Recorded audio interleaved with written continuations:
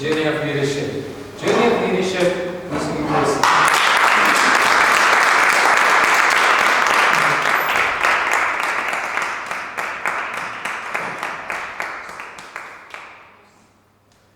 Can you see? Yes, I can see. The key to successful leadership is influence. To successful leadership, it's influence, not authority. These are the words by Ken Blanchard. When I thought of this way, I told myself, I have to learn this influence and grow as a leader. And the best way for me was to enroll for a pathway in dynamic leadership. Starting from my introduction speech, which was the icebreaker. But the important part is how, as I was embarking on this journey of leadership, I was assigned a role in my community to be a leader. This will help me to draw so many lessons from this pathway. Here I am being appointed a leader in the community. Vusi, you are now the chair of the directors for the community. And as a young man, not deviating, I used to ask myself questions. Why are some communities doing so well? Why are they so organized?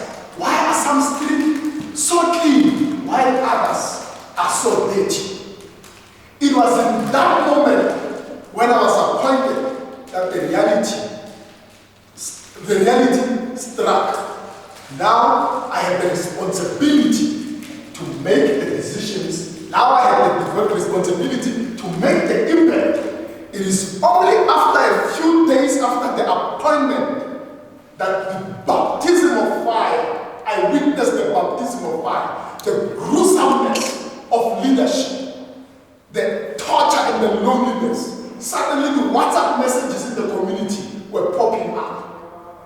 Mr. Director, there's papers in the street, come pick them up. Mr. Director, dustbins have not been fetched. And all these things were just flagging out. And people complaining, oh, these directors are not working. Because there was less trust in the community.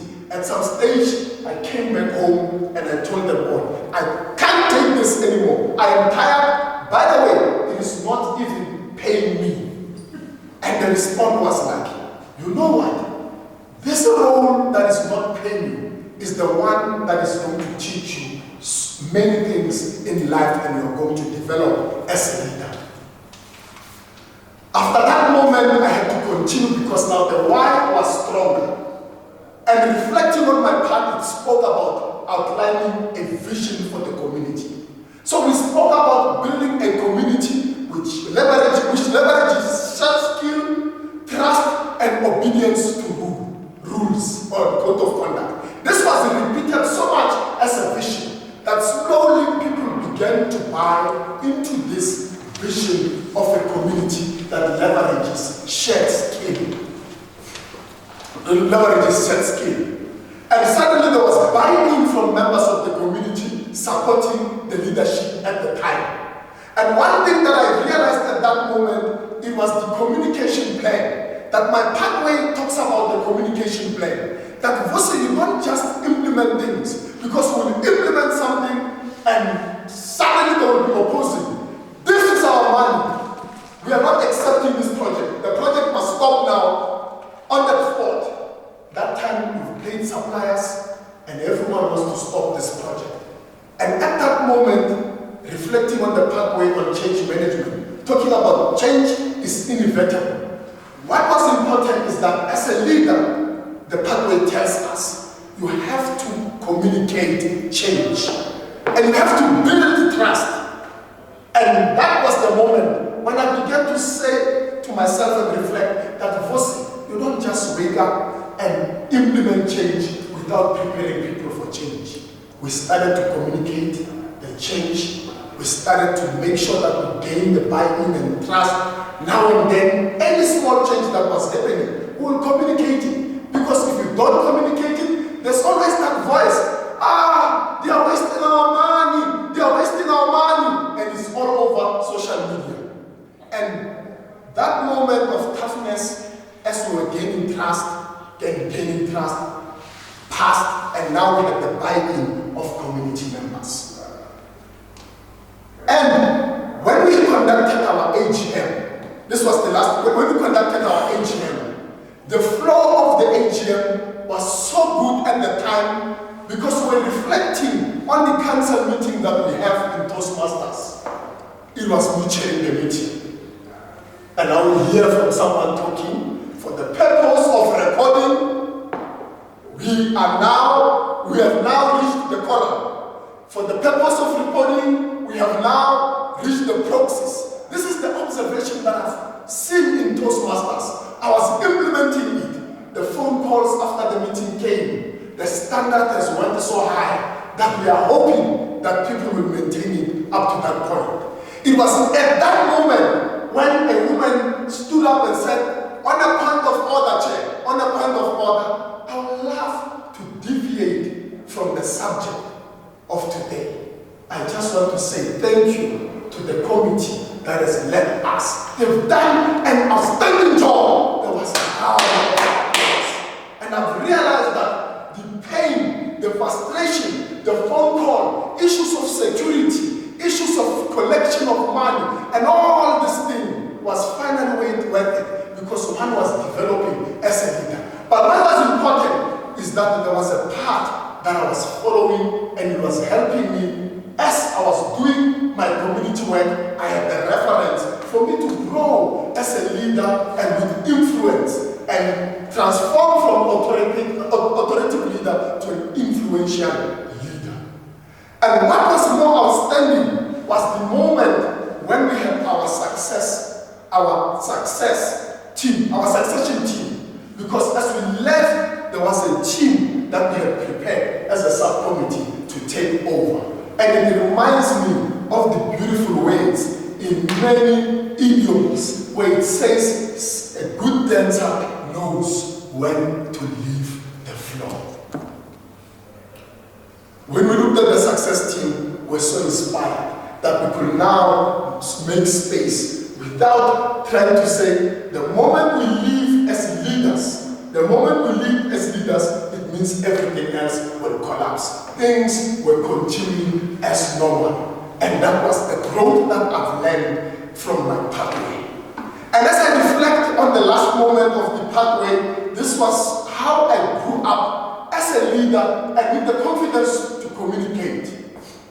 Because I had this fear, suddenly I was developing and becoming a better leader. It was coming back on a flight from Cape Town, and this is the last reflection. On that flight, I am there coming back, and on the flight, I come in on the passageway, I need to pronounce it, on the passageway. As I walk on the passageway, there is a female right next to my chair.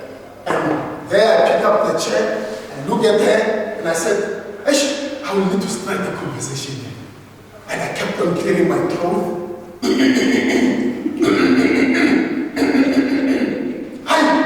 No, I didn't gather enough confidence to go ahead.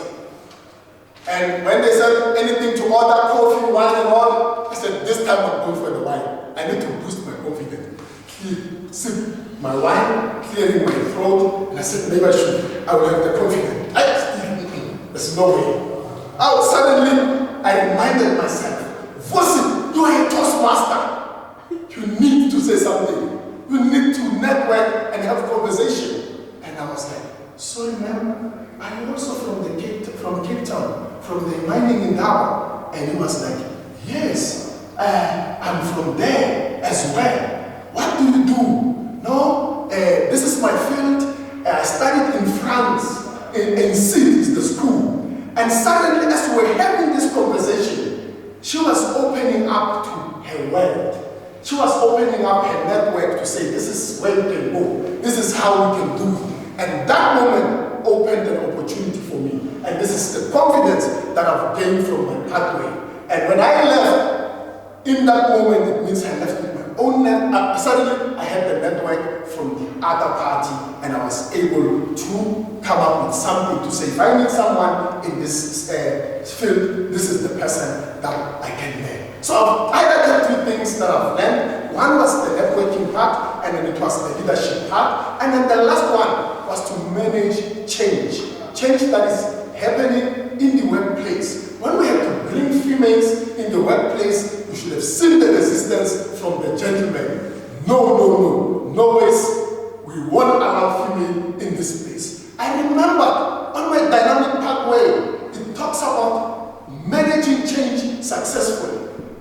On that moment, I had to understand that all of us, these are South African gentlemen, African, Zulu, Tswana, all of them, and they have never observed their mothers at the time going to a work environment, especially a heavy engineering work environment. They've never seen them. So to just come brutal and say, we are bringing females on board, there was this sudden resistance. And the pathway reminded me that Vusi, they are worldviews. You have to understand that. And we had to take the gentlemen on a trip to one of the sites, somewhere in the Paran, take them up the stairs. And as they go up the stairs, unable to even suffocating when it comes to breathing, up on a 100-meter level, they see a young female working on a boiler, dirty, not minding their business. And when that moment changed their worldview, as we came back, they said, Vusi, you've changed our mind. And that was the way we used to introduce female. It was a lesson that I've learned from my pathway. And I will close with this way of Kenneth Bankrat when he says, leadership, successful leadership is about influence and not authority. Mr. Nkosi.